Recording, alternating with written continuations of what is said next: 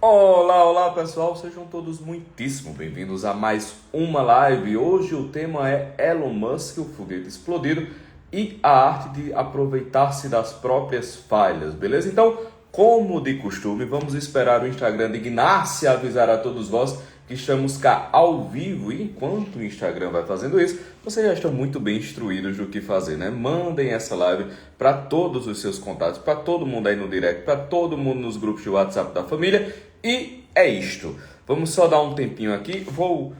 Ana Raquel já está aí presente. Ana, por gentileza, coloca o título da live aí pra gente dar aquela fixada linda. Enquanto as caravanas vão chegando aqui, minha querida Auana, olá, Auana. Cadê? Raíssa, Mônica, Felipe, vão dizendo aí, pessoal, de onde vocês estão, de onde as caravanas estão partindo. Tem direção espiritual, é direção Pedro Augusto. Não é direção espiritual. Mas vamos lá. Vem, sem mais delongas, né? Vamos falar pra gente não passar o tempo. Olha só. Vocês viram aí que o tema é Elon Musk e a nave que explodiu, né? O foguete que explodiu hoje.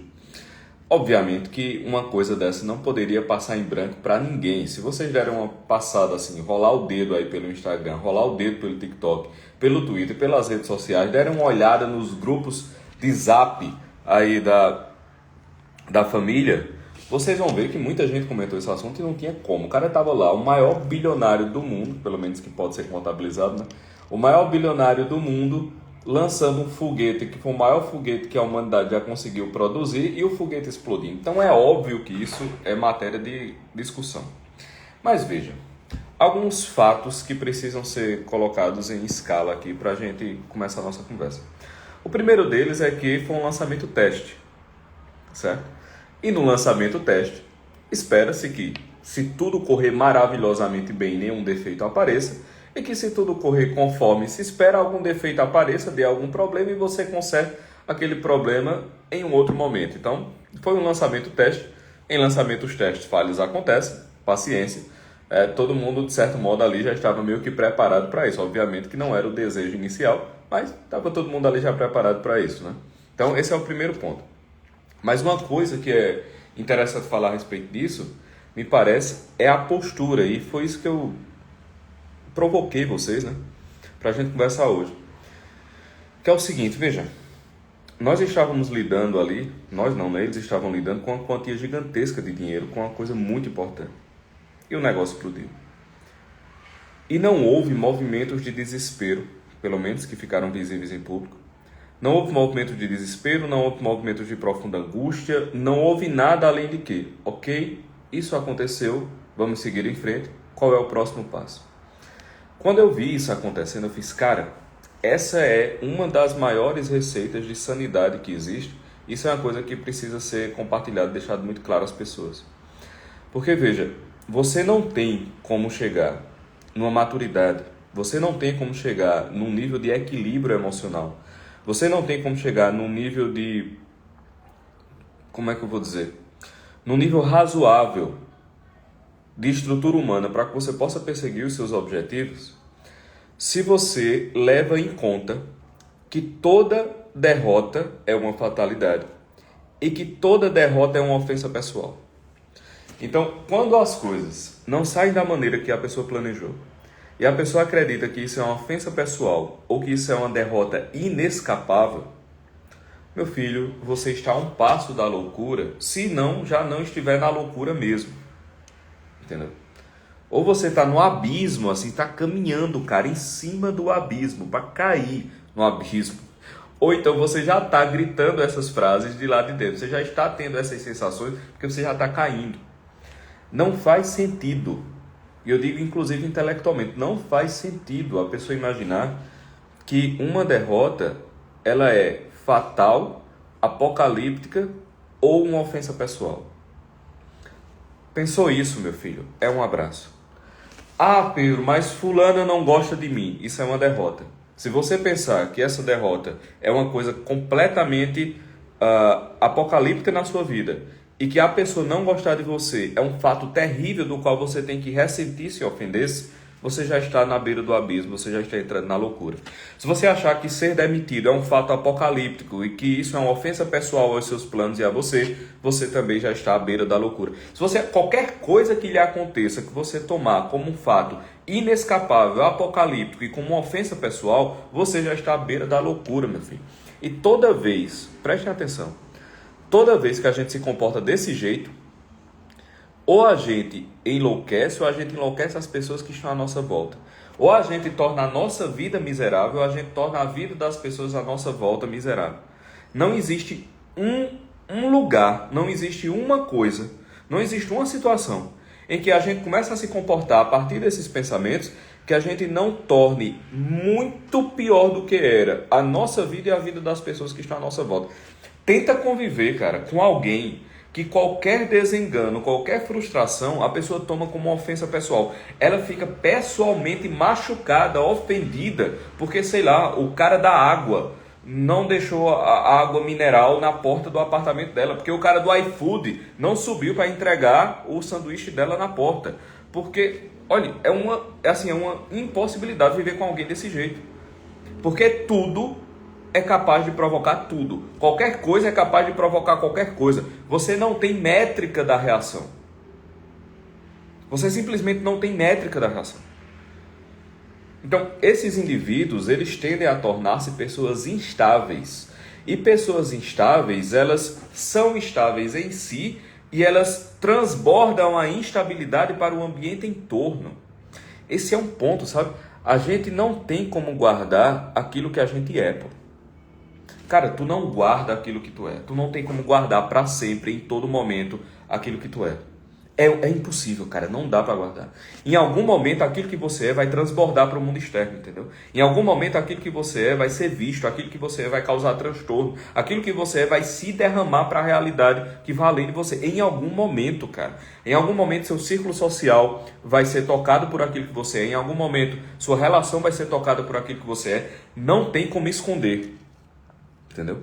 Se o comportamento fundamental é esse de achar que toda frustração é um apocalipse em si e que é uma ofensa pessoal, cara, em algum momento você vai fazer com que o mundo à sua volta se torne também apocalíptico e o mundo à sua volta se torne também o inimigo que lhe ofende o tempo todo. Então você vira uma pessoa que ela é como uma pessoa que está sem pele, entendeu? Que tudo que acontece toca nela e queima e arde e ela não pode ser encostada e ela anda se defendendo e aí ela já fica desconfiada das pessoas, ela já fica desconfiada do que dizem, já fica desconfiada do que fazem. É alguém que, meu Deus do céu, tem que ter uma redoma porque tudo machuca, tudo é perigosíssimo, tudo é muito problemático, tudo é muito ruim, as pessoas são muito más, ninguém compreende, o mundo é cheio de maldade, é por isso que ela é desse jeito mesmo, nada presta, nada que ela pensa vai pra frente, nada funciona. Minha Nossa Senhora, que angústia viver desse jeito. E eu garanto a vocês que ou vocês já estiveram assim em algum momento, eu já estive, né? Ou vocês já estiveram assim em algum momento, ou vocês conhecem alguém que estão assim agora, enquanto a gente está conversando, essa pessoa está desse jeito. Talvez enquanto eu esteja falando, a pessoa esteja do seu lado, reclamando por eu estar dizendo isso, e eu estou falando isso e a pessoa está dizendo assim, ele está falando isso porque ele não sabe o que eu passo, ele está falando isso porque tá inventando justificativa para dizer que eu estou errado. Eu tenho certeza, em algum lugar dessas centenas de pessoas que estão aí, das que vão escutar mais pra frente, tem alguém do seu lado pensando desse jeito. Talvez até não esteja falando, mas está pensando assim. Cara, isso não faz o menor sentido. Quando a gente olha, por exemplo, para a trajetória de um Elon Musk, nós vemos que uma das características da personalidade desse cara, que é uma característica compartilhada pela personalidade de todo mundo que vence, é que é um indivíduo que não se deixa abater. Eu não sei como é na vida pessoal, mas assim, pelo menos na vida pública, é um indivíduo que realmente não se deixa abater. Então, o cara vende uma empresa, e ele pega todo o dinheiro daquela empresa e joga em outro projeto, e as coisas falham, ele volta e tenta novamente. E essa mesma empresa, né, explodiu um foguete, explodiu outro, explodiu 4 foguetes antes da coisa dar errado, e só tinha aquela última tentativa e ele estava lá fazendo. Então veja, é um indivíduo para quem os obstáculos não são tomados como ofensa pessoal ou como apocalipse do qual não há reversão. Eles são tomados como a matéria-prima da vitória. Cara, isso pode parecer uma frase de efeito, mas não é. Veja, todo atrapalho, minha gente, todo atrapalho, ele é uma matéria-prima para realizar aquilo que você queria realizar quando foi atrapalhado. Sempre é desse jeito. Porque muitas vezes aquele atrapalho, aquela vergonha pública, aquela traição, enfim, aquelas coisas que nos frustram, pode ser que elas tornem impossível realizar aquele objetivo específico, mas elas jamais conseguirão tornar impossível realizar o desejo profundo, do qual aquele objetivo específico era apenas o meio de realização do momento. Então, por exemplo, quantas vezes a gente, 5, 10 anos depois de ter desejado muito algo, percebeu que se aquele algo tivesse acontecido, aquele desejo profundo do nosso coração não teria se realizado de uma maneira tão perfeita. Por quê? Porque eu quis realizar através daquele meu desejo do momento, só que, cara, eu tinha aquele desejo do momento porque era o que tinha à mão. 5, 10 anos para frente, eu iria conseguir possuir muito mais realização, aquela aspiração profunda, ia se realizar muito mais e muito melhor, independente desse desejo que ficou aqui do lado. Então, nenhum atrapalho ele consegue atrapalhar de verdade a realização dos desejos profundos. Talvez, no máximo, ele atrapalhe o momento que você acharia que aquele desejo profundo deveria se realizar. O momento que você acharia, aliás, o meio através do qual você acharia que aquele desejo profundo iria se realizar. No máximo, é isso que a frustração atrapalha. Mas ela não consegue atrapalhar a realização do desejo profundo, meu filho. Não consegue. Tá entendendo? Então, assim, é muita loucura, portanto, você achar que a frustração vai matar a sua felicidade. Ah, meu Deus, o namoro acabou. Ah, meu Deus, o casamento está indo para as cucuias. Ah, meu Deus, meu filho não é igual ao filho de fulano que fala latim, grego, sânscrito e aramaico aos 5 anos de idade. Meu Deus do céu. O menino está dando trabalho quando tem 5 anos de idade, não vai frustrar o seu desejo profundo, que é educá-lo para ser uma boa pessoa. É um atrapalho momentâneo. Na verdade, as qualidades, as capacidades que você precisa desenvolver para lidar com aquele atrapalho momentâneo, elas serão a matéria-prima mesmo de você realizar o seu desejo profundo para com o seu filho, que é torná-lo alguém capaz, bom e razoável. Isso vale para relacionamentos. Isso vale para emprego. Isso vale para absolutamente tudo. Veja, o mal não é capaz de atrapalhar a realização do desejo profundo do coração de ninguém. De absolutamente ninguém. Os desejos mais profundos do seu coração não podem ser atropelados por nenhum mal nesse mundo. A única coisa que impede a realização do desejo profundo é o fechamento do coração à realidade. Isso impede. Entendeu? Agora, isso impede total. Isso impede de verdade. Por quê?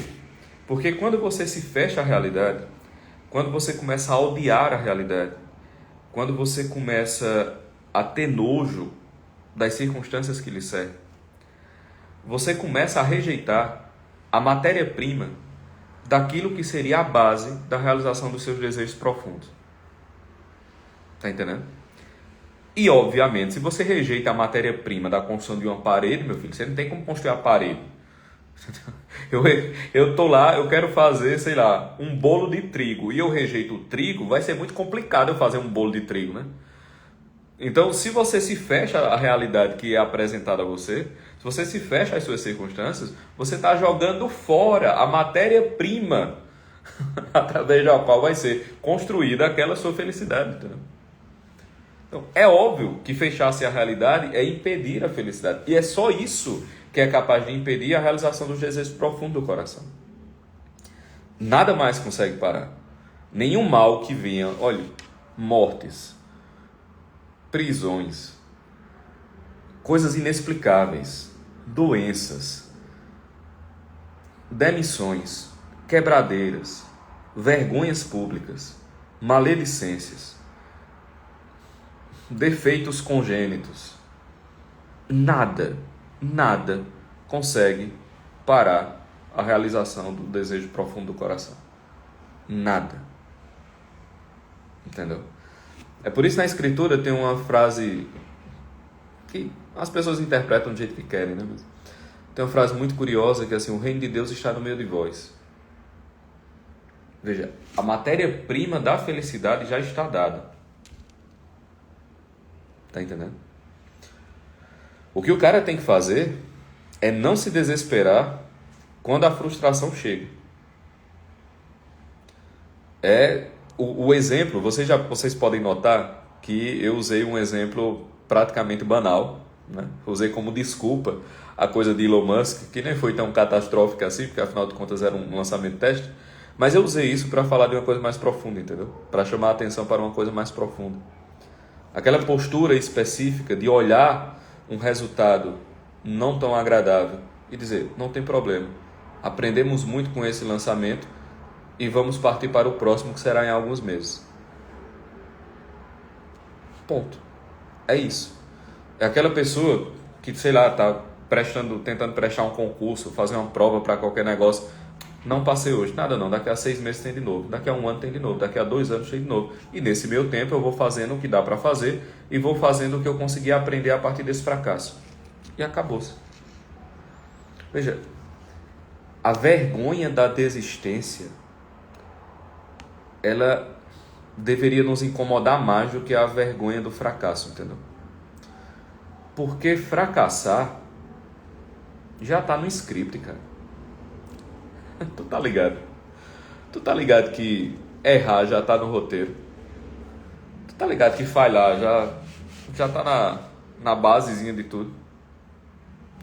Se nós somos falhos, não há nada mais maluco do que a gente ficar se sentindo muito mal ou muitíssimo surpresos por nós falharmos. É tipo assim, a água está se sentindo incomodadíssima por molhar. Tá entendendo? Cara, criaturas miseráveis são miseráveis, entendeu? Então assim, se nós somos criaturas falhas, a falha não é algo inédito, meu filho. Faz parte da constituição do negócio. Então assim, a vergonha de falhar, ela é mais danosa do que a vergonha de não prosseguir, porque a falha você já tem. A vitória se dá quando você para de se desesperar por conta da falha. Então assim, a vergonha por falhar, ela impede a vitória de chegar. Mas a vergonha da falha, meu Deus do céu, a falha faz parte do processo. A falha não impede, entendeu? Em termos abstratos, isso é lindo, isso é maravilhoso, é muito bonito de dizer e tal. Mas em termos mais reais, como é que funciona? Suponhamos uma dieta, vamos botar uma coisa aqui, né, que todo mundo já tentou, ou pelo menos quis tentar. Suponhamos uma dieta. O cara falha, aí falha uma vez, falha outra vez, ele diz, isso aqui não dá pra mim não, eu não vou conseguir. Aí você chegou no que vai impedir você de alcançar o que você queria. Não é aquela falha pontual, é o desespero por ter falhado. Ou alguém que, sei lá, vê aqui a bolha conversando de coisas muito elevadas, aí pega um livro de Aristóteles para ler, não entende nada e diz, não, isso aqui nunca mais eu vou pegar nesse negócio. E ele fica envergonhadíssima porque não é letrado. Meu filho, todo mundo é analfabeto funcional. Qual o problema de você não conseguir entender uma coisa? Qual o problema de você não conseguir entender um story mais elaborado? Qual o problema de você não conseguir entender uma aula um pouco mais elaborada? Não tem problema nenhum, faz parte do negócio. Todo mundo foi mal alfabetizado. Todo mundo, você que está estudando, foi mal alfabetizado, deixa eu lhe dizer. né? Se você não é capaz de dissecar a sintaxe de um período de Cícero, então você não foi alfabetizado o suficiente. Então todo mundo está nesse barco, meu filho. Não tem problema nenhum. O problema é o desespero por encontrar a falha. Então, o que eu usei de desculpa para falar aqui com vocês é exatamente para que a gente comece a perder, ou pelo menos se policiar, a não se sentir ofendido quando errar e a não entender as falhas, as frustrações e as coisas que acontecem como sentenças apocalípticas assim. Entendeu? Simplesmente isso tem que sair do script. Isso tem que sair do roteiro da vida. De tudo, de tudo. Mas, meu Deus do céu, de tudo. Assim, bati o carro. Ô, rapaz, que pena, né? Tem seguro? Não tem. Eita, vou ter que arrumar um jeito de pagar esse negócio. Caramba, eu tô sem emprego. Tô falando só das coisas que me chegam muito no direct, certo? Eu tô sem emprego. O que eu poderia vender? Qual habilidade eu poderia ter? Cara, eu posso ser uma secretária eletrônica para alguém. Eu posso secretariar alguém e oferecer esse serviço. Mas eu vou precisar aprender essas habilidades. Como é que eu aprendo? Cara, deve ter alguma coisa de graça aí no YouTube. Eu vou atrás, vou ver se tem alguma coisa de graça e ofereço meu serviço. Se eu pegar pelo menos uma pessoa, já é algum dinheiro que pinga no mês. Coisa boa. Vocês estão entendendo o que eu estou querendo dizer? Assim, é pensar por etapas. E sempre acreditando, porque é verdade, que as coisas têm solução. Porque elas têm. Veja, as coisas foram feitas para serem solucionadas. Nenhum problema, minha gente, vai chegar à sua mão se você não tiver condição de lidar com ele, ou se ele não tiver uma solução. A força é sempre uma possibilidade, entendeu? A solução é sempre possível. Então, assim, não vai chegar na sua mão um problema que você não tem a capacidade de resolver. Mas, Pedro, eu estou cheio de problemas que, obviamente, eu não tenho capacidade de resolver, porque você não conhece minha vida. Meu filho, eu não conheço sua vida, eu sei que eu não conheço. Mas eu lhe garanto que existe um meio de você adquirir mais força para resolver ele do que você tem agora. Existe um meio de daqui a uma semana você estar mais capaz de resolver ele, de lidar com ele do que você está agora. Veja, só a abertura da mente de imaginar que as coisas têm solução e que a realidade não é tão fechada quanto você acha que é, já facilita bastante, meu Deus do céu. Já facilita muito a capacidade de você resolver aquele negócio. Entendendo? O pessoal falando aqui que hoje foi um dia difícil, né? Graças a Deus, né? Que hoje foi um dia difícil. Ah, Pedro, e quando for o dia fácil, eu vou dizer o quê? Graças a Deus também. Não mudou, não. Você tá entendendo que não muda? Assim, meu Deus, graças a Deus, hoje foi um dia pancada. Meu Deus, graças a Deus, hoje o dia foi muito bom. Rapaz, graças a Deus, hoje eu fiquei doente. Rapaz, graças a Deus, hoje eu corri 5 km, dei um espirro. Assim, chega um ponto, minha gente, em que os problemas, eles não é que eles não atingem, não é que eles não firam, não é que eles não atrapalhem, mas eles não têm o poder de tirar da gente uma certa dose de estabilidade, entendeu? Uma certa dose de paz, assim. Existe um certo núcleo de calmaria que vai se formando dentro da alma, que chega um ponto que as tormentas ao redor, por mais que elas batem, você senta a pancada, obviamente, você não vira divino, né? Você senta a pancada do negócio, mas não tem o condão de destruir aquela fortaleza de tranquilidade, entendeu? Não tem mais. Quando nós observamos as grandes personalidades da história, mesmo aquelas que não estão necessariamente vinculadas a algum grau de santidade, mas são personalidades mais maduras, você nota que existe dentro delas um certo coeficiente de paz, assim, um certo coeficiente de estabilidade. Podem notar. Peguem as pessoas maduras que você conhece. Geralmente, elas têm essa... É como se fosse mesmo um núcleo assim que não se perturba, entendeu? Às vezes a pessoa tá até... Você nota que a pessoa está cansada, a pessoa está até meio aperreada, ela está meio estressada com um ponto, com outro. Mas quando você presta atenção direitinho, tem um certo núcleo ali que parece que não é tocado por essas coisas todas, entendeu? É uma espécie de calmaria, assim, tem uma certa estabilidade, uma certa tranquilidade. Você nota que a onda bateu na parede, mas aquele núcleo de estabilidade não foi alterado. Tá entendendo? Veja, o objetivo de uma pessoa que entende como a vida funciona é viver a vida sem deixar que essas perturbações externas elas penetrem dentro dessa casinha de estabilidade interior. Entendeu? Esse é o propósito fundamental. Quando você tem aquele núcleo de paz inalterado, o cara consegue atravessar absolutamente tudo. E percebam, eu fiz questão de frisar que não só as pessoas santas conseguem isso, mas as pessoas mais maduras já conseguem. Porque talvez a gente não consiga chegar num grau de paz de espírito de um São Francisco de Assis ou de um Padre Pio. Mas dá para você chegar num grau de paz de espírito de um Elon Musk da vida.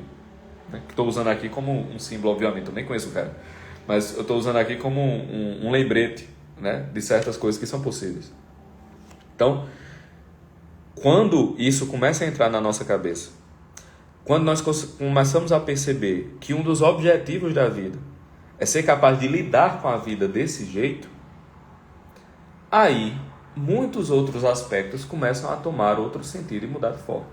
Como, por exemplo, gente que diz assim: eu não peço nada a Deus, eu só agradeço. Eu já falei sobre isso em outra oportunidade. Veja, se nós olharmos vamos olhar direitinho como é que está esse nosso centro de estabilidade. Como é que está esse núcleo de paz no interior da alma?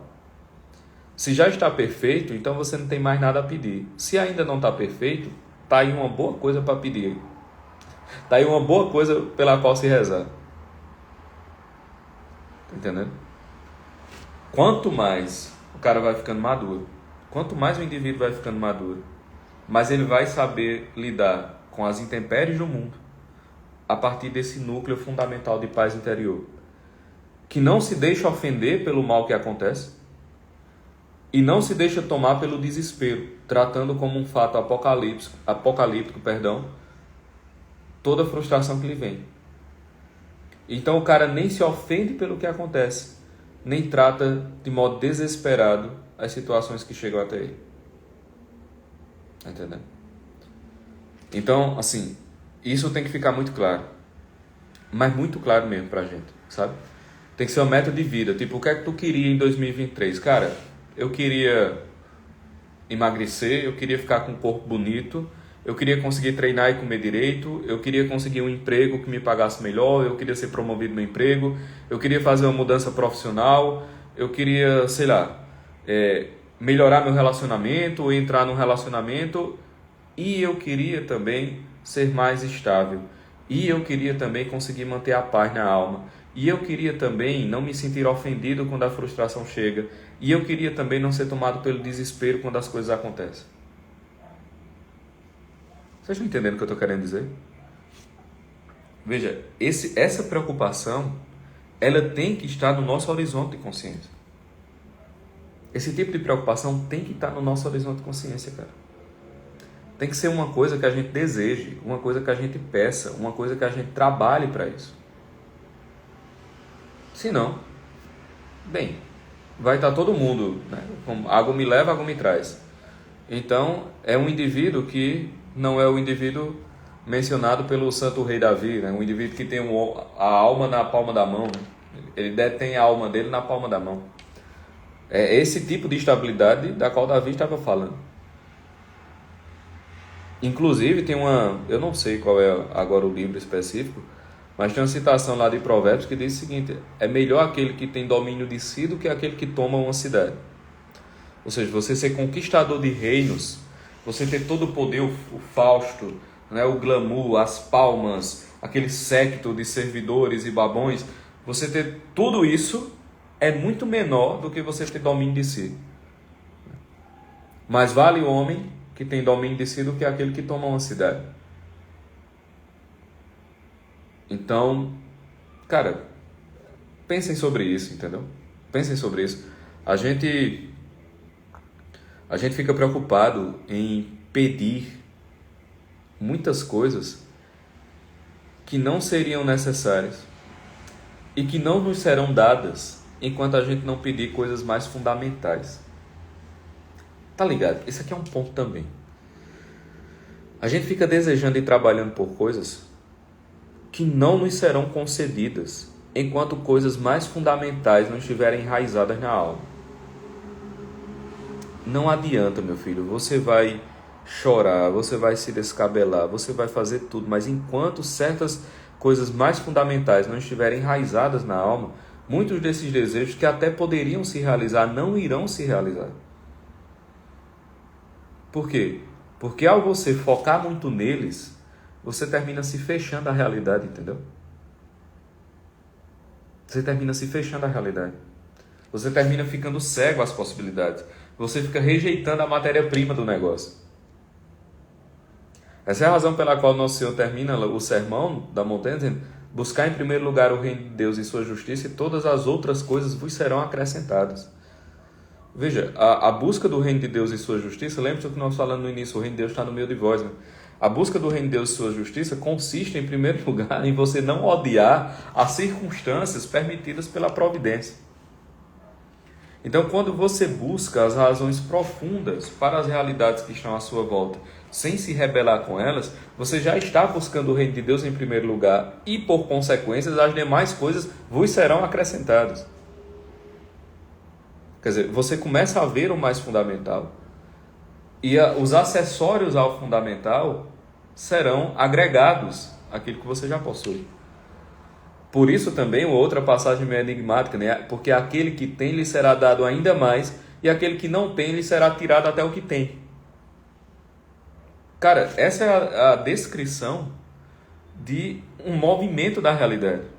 Aquele que tem lhe será dado ainda mais. Aquele que está aberto ao que acontece, aquele que não tem ódio às circunstâncias que lhe cercam, aquele que consegue compreender bem que nem tudo que lhe acontece é uma ofensa pessoal, nem tudo que acontece deve ser tratado, aliás, nada do que acontece deve ser tratado de modo desesperado ou a partir de um ponto de vista apocalíptico. Essa pessoa tem. E exatamente por ela ter essa visão do mundo, muito mais lhe será acrescentado, porque ela vai estar montando o futuro que ela deseja, porque ela não rejeita a matéria-prima que lhe está sendo dada na circunstância do momento presente. Está entendendo? Então, aquele que tem, lhe será dado ainda mais. Mas aquele que não tem, lhe será tirado até o que tem. Muita gente interpreta isso de uma maneira: olha como Deus é injusto, né? Não, meu filho, não. Pelo amor de Deus, deixe de ser tolo. Não é disso que está se tratando, não é de dinheiro, não é. Está falando de outra coisa mais profunda, menino. O nível da conversa é mais profundo. Não fique lendo a escritura como se você estivesse lendo um gibi da Mônica, não. O nível é muito mais profundo, entendeu? Então veja, aquele que não tem, lhe será tirado até o que tem. Por quê? O indivíduo que está lá, fechado à realidade, está lá odiando a circunstância, está lá entrando e saindo de ciclos de desespero, está lá tratando tudo com olhos apocalípticos. Esse indivíduo já não tem. E exatamente por ele não ter, até o que tem dele vai ser tirado, porque ele vai perder o que ele tem. Porque essa postura vai fazer com que ele perca o que ele tem. Está entendendo? Então, compreendam agora essa expressão a partir dessa clave de interpretação, né? Aquele que tem, lhe será dado muito mais, mas aquele que não tem, lhe será tirado até o que tem.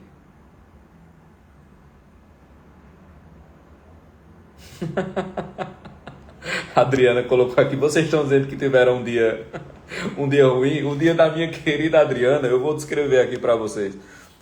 Nossa querida Adriana disse o seguinte: tá tudo bem meu pai ter se vomitado todo, ele humilhado por precisar da minha ajuda e eu quase vomitando junto por ter que limpar tudo.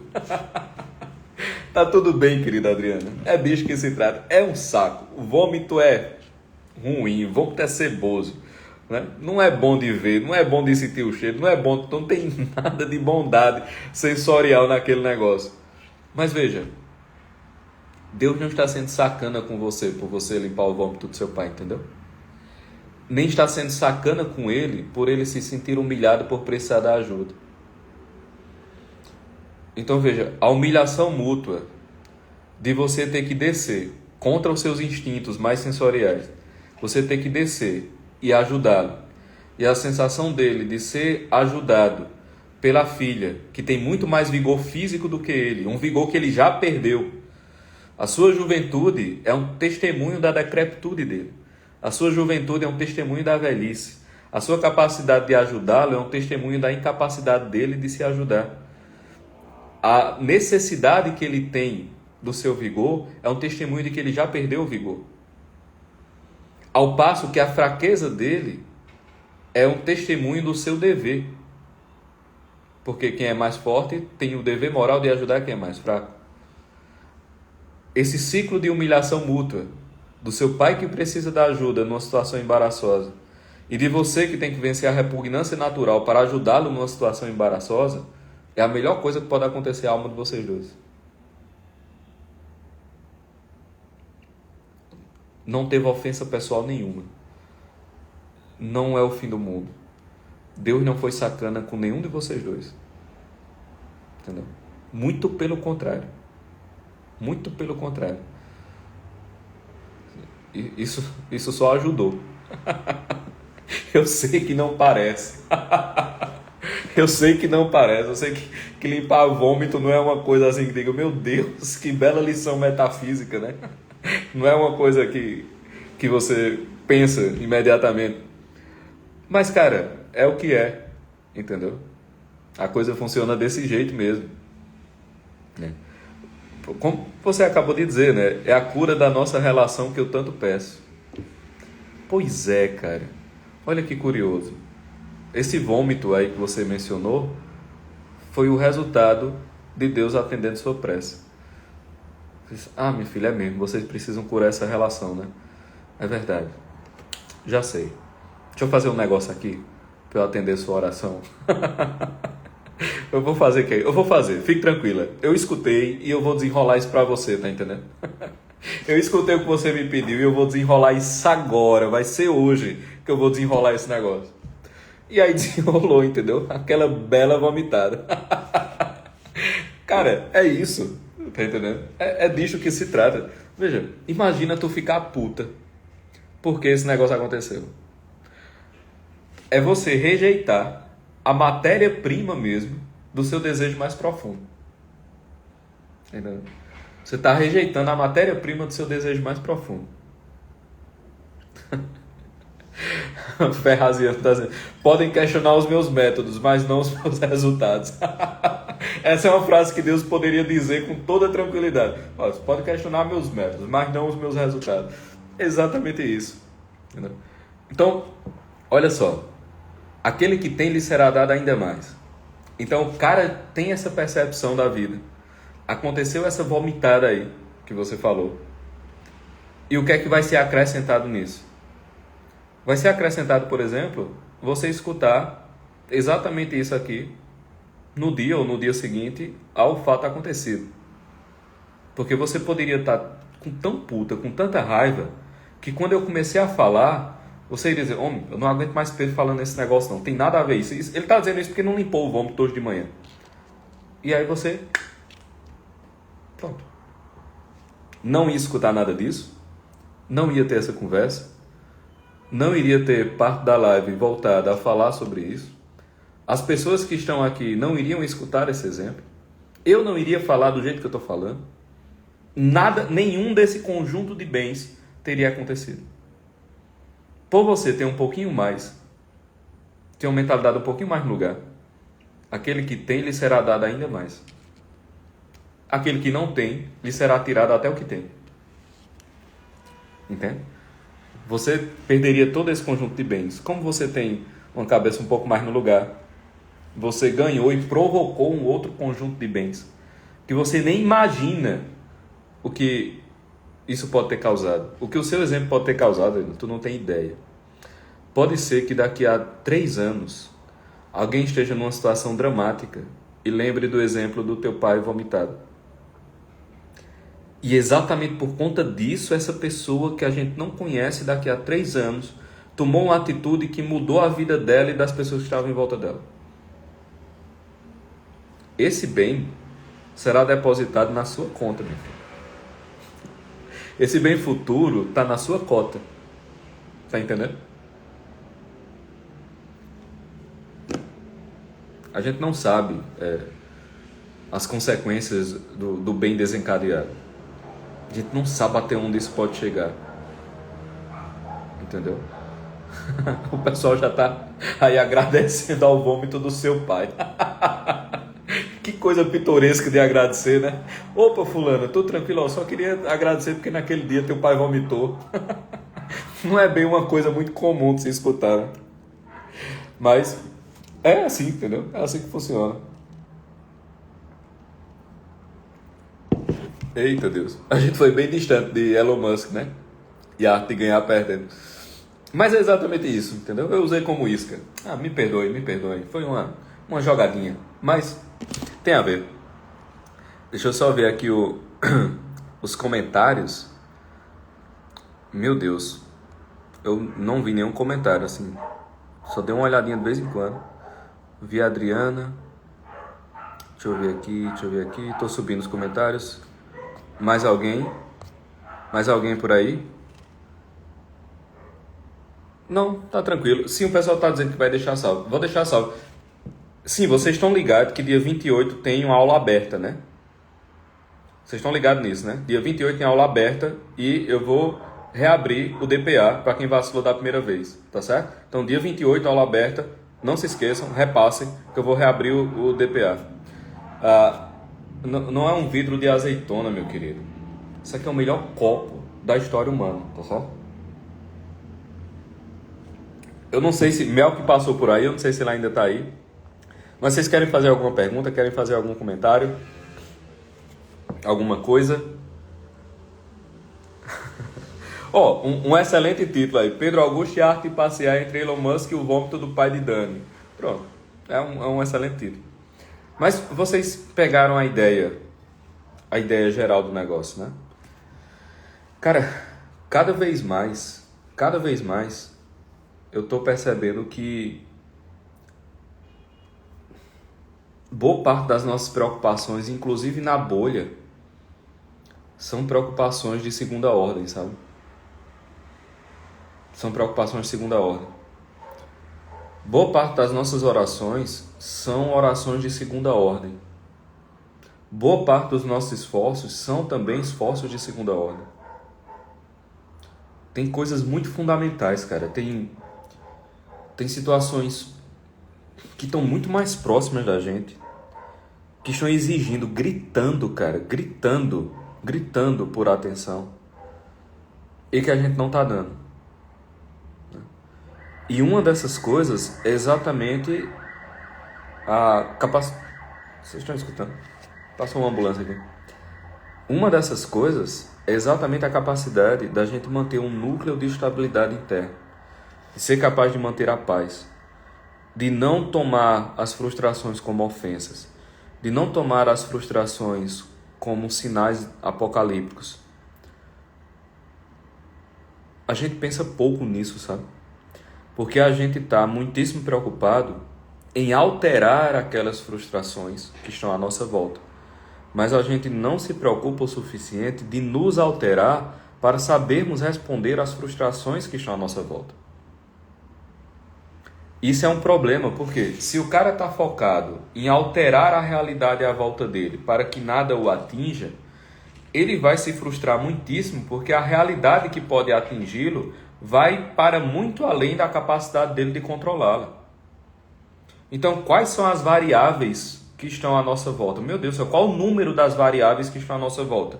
São inúmeras, variáveis de tipo econômico, variáveis de tipo sanitário, variáveis de tipo social. Você tem a questão da violência, você tem uma doença específica, você tem um trauma emocional, você tem uma questão conjugal, uma questão profissional, você tem um acidente. Meu Deus do céu, olha o número de variáveis que estão à nossa volta. Você tem como controlar esse conjunto de variáveis? Não tem. Então, assim, quem se dedica a controlar o mundo que está para fora de si, mas dedica-se muito pouco a controlar o mundo que está para dentro, ele é um candidato fortíssimo à neurose, a depressão, a ansiedade, a crise de pânico. Mas é um candidato fortíssimo. Assim, ele está lá tipo, segurando a senha para um pânico, entendeu? Ele está segurando a senha para uma crise de ansiedade. Ele está segurando a senha para uma depressão. Então a gente se preocupa demais em adquirir força para fora e se preocupa de menos em adquirir força para dentro. Por quê? Se a gente começa a se preocupar em adquirir força para dentro, a gente vai começar a lidar melhor com o ambiente que nos cerca. Tá entendendo? Tati Muxfeldt, acho que é isso. Ele disse assim, candidato fortíssimo à manipulação também. Cara, é candidato fortíssimo à manipulação. Porque se o cara tá naquele clima interno de semi-desespero, aí chega alguém e diz, ei, não precisa se preocupar tanto não. Faz tal coisa e tal coisa que eu te garanto que tu não vai mais sentir isso que tu tá sentindo. Faz tal coisa e tal coisa que eu te garanto que essa preocupação que tu tem vai sumir. Faz tal coisa que eu te garanto que esse mal que tu teme não vai te tocar. Meu filho, se você já está à beira do desespero, se você já está frustrado por não conseguir controlar tudo e chega alguém que diz que tem a força para que você consiga controlar exatamente aquele ponto que você tem tanto medo, você vai fazer exatamente o que essa pessoa disser. Você vai cair exatamente na conversa que ela quiser que você caia. Você vai, como dizemos aqui na minha querida Paraíba, emprenhar pelos ouvidos. Entendeu? Você vai emprenhar pelo ouvido, meu filho. Aquela ideia vai germinar dentro de você. E você vai estar na mão, você vai comer na mão da pessoa que lhe oferecer aquela segurança. Sabe? Então, o cara fica na mão de manipuladores. Pô, é pau, velho. É pau, isso é muito perigoso. Porque quando você está na mão de manipuladores, não está sendo manipulado só você não, está sendo manipulado todo mundo que está à sua volta. Se você é um CEO de uma empresa, se você é dono de uma empresa e você está sendo manipulado, todos os seus funcionários estão sendo manipulados junto, entendeu? Se você é pai de família, mãe de família e está sendo manipulado, a sua família todinha está sendo manipulada junto.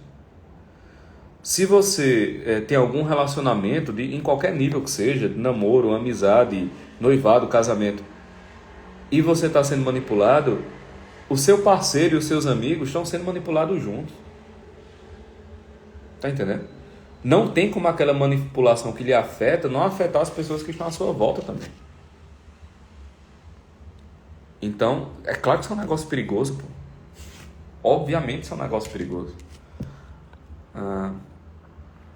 Deixa eu ver aqui. Como não esquecer disso com o tempo? Boa pergunta. Nós somos animais esquecentes, né? A gente geralmente esquece o que é mais fundamental. Cara, a maneira de não esquecer isso com o tempo é fazer com que isso se torne carne dentro de você. O que é que eu quero dizer? Eu quero dizer que tem certas coisas que não podem ficar no campo das ideias.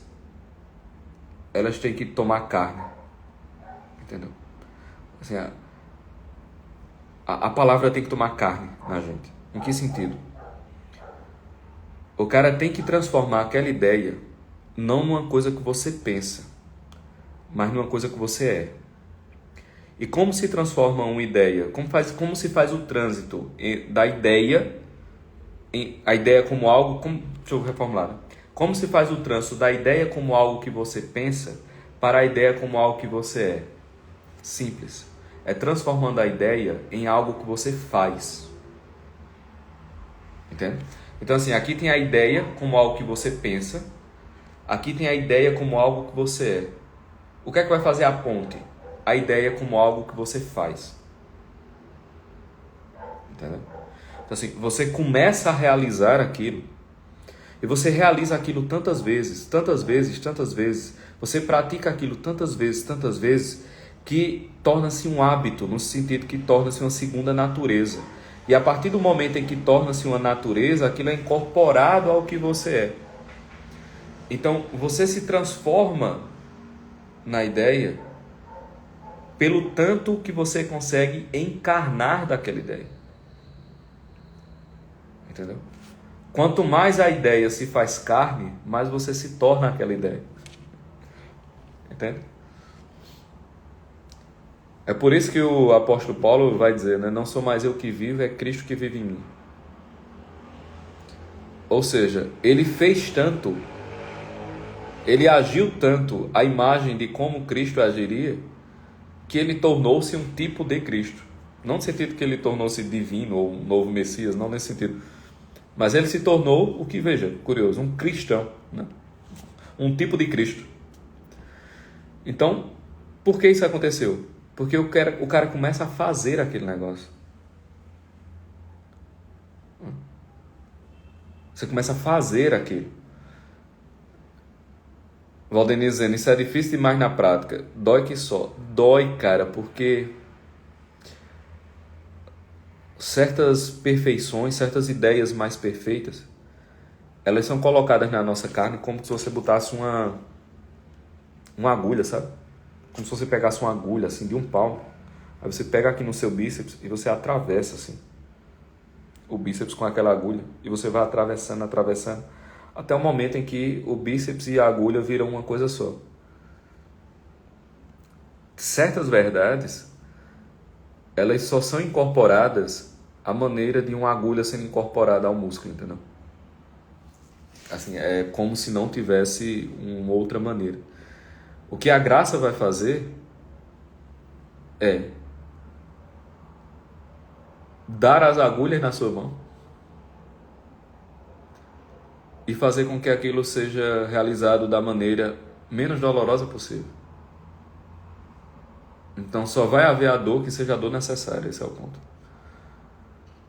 Se depender da graça, só tem a dor necessária. A gente é que coloca os elementos de necessário. Então termina doendo muito mais porque a gente bota muitos elementos necessários. Mas a coisa funciona desse jeito, entendeu? Obviamente, minha gente, isso não é uma imagem perfeita, nem teologicamente precisa, mas apenas para ilustrar, tá certo? Apenas para ilustrar de que realmente tem certas ideias que dói, porque elas são incorporadas à medida de um corpo estranho sendo incorporado. Entendeu? Então é claro, né? Tem seus problemas. Deixa eu ver aqui, mais alguma coisa. Acho que tá bom, né, pessoal? A gente já falou... A gente não, por você me falar foi nada. Eu falei aqui 55 minutos, já é um tempo bom. Mas é isto, tá certo? Vocês já sabem o que fazer, né? Aliás, vamos fazer, né? Dê aquele printzão lindo. Eu vou dar um 3, 2, 1, tá certo? Para vocês printarem. 3, 2, 1, vai!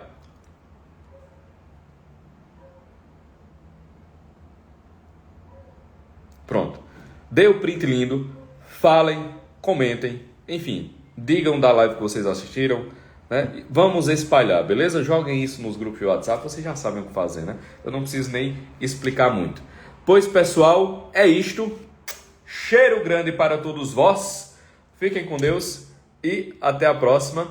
É isso aí. E não se esqueçam, dia 28, aula aberta de reabertura do DPA, beleza? Reabertura do Direção Pedro Augusto. Valeu, abração.